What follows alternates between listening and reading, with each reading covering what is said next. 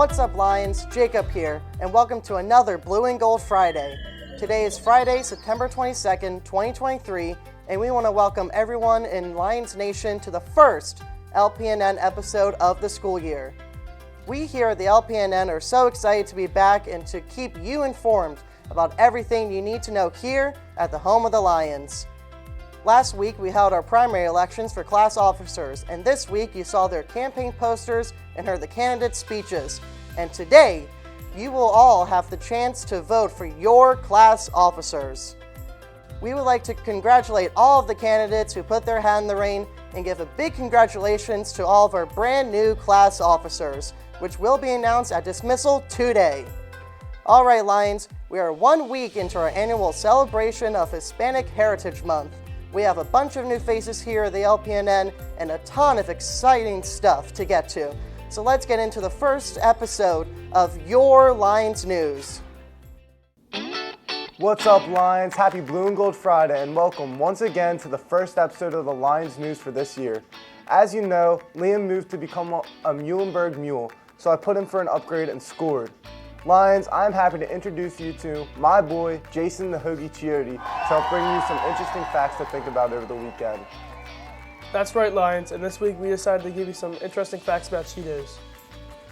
So here are some Cheetos facts you can share with your families this weekend. Hoagie bro, did you know that a janitor created the Flamin' Hot Cheeto? After adding some chili powder to his own bag of regular Cheetos, he offered the idea to the CEO, and the rest is history. For real? Well, chicken, did you know that Cheetos are scientifically proven to be addictive? The brain associates the crunching sound with freshness, so you might be convinced that what you're eating is more appetizing than it really is. Wow, check this out. A Cheeto shaped like Harambe the Gorilla sold for nearly $100,000 on eBay.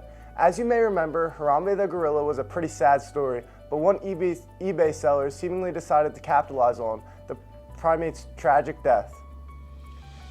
There were 132 bids, and the Cheeto ended up selling for $99,900. Dang!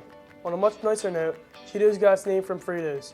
Cheetos were first made of Frito ingredients, and they wanted them to always be related to the original recipe, so they came up with the name Cheetos. All right, Lions, that's going to wrap up the installment for interesting facts. Feel free to share them with your family while celebrating their rival fall. Till next time, go Lions!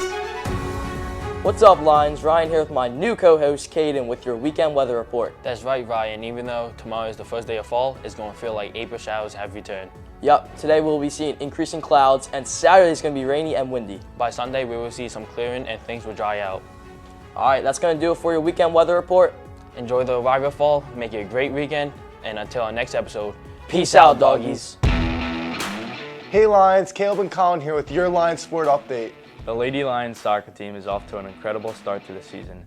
As of the filming of this episode, they are 5-0 on the season, having earned big wins over Woodbury, Medford Tech, and a huge first ever victory over Gateway. The offense was led by Annabelle Conley and Catalina Santiago, who both scored their first career goals, and Brianne Myers, who scored her first goal in the season. Bailey Schoenfeld, Maya Behringer, Elizabeth Schultes, Alexis Nelson, and Megan Gorman also contributed to the Lions scoring. Assisting in the games were Ava Rogers, Elizabeth Schultes, Megan Gorman, Blythe Johnson, and Brianne Myers. Kat Santiago and Alexis Nelson led great defensive efforts that included Keely Chow, Madeline Boyd, Olivia Carpenter, Grace Conley, Caitlin Plews, Hazel Achille, Blythe Johnson, and Morel Perez. Goalkeeper Callie O'Connor has been a solid wall in the net, earning multiple shutouts so far this season. The varsity football team defeated division rival Audubon last Friday night by a final score of 43-6. The Lions were led on offense by Mason Whitman, Jake Zierfals, and Ibn Obi with a combined 338 rushing yards. Whitman found the end zone 4 times, and both Zierfals and Obi scored once each for the Lions. Caden Harris added 2 interceptions on defense, and the defensive line led by Caden Elmore, Caleb Wright, Trevor Butler, and Justice Dolson held Audubon in check all game long. There was no question of who was carrying the boats at this week's cross-country meet against West Effort.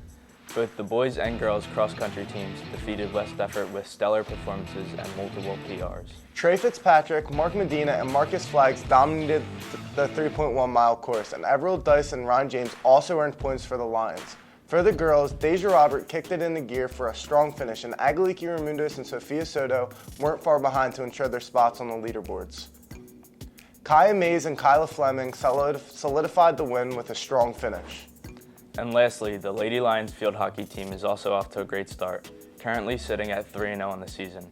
After dominating wins over Riverside, Clayton, and Sterling, the offense was led by Kaylin Zierfoss, Natalie Parent, and Harley Beakey, and the defense was led by junior Hallie Miller, who is yet to let up a single goal.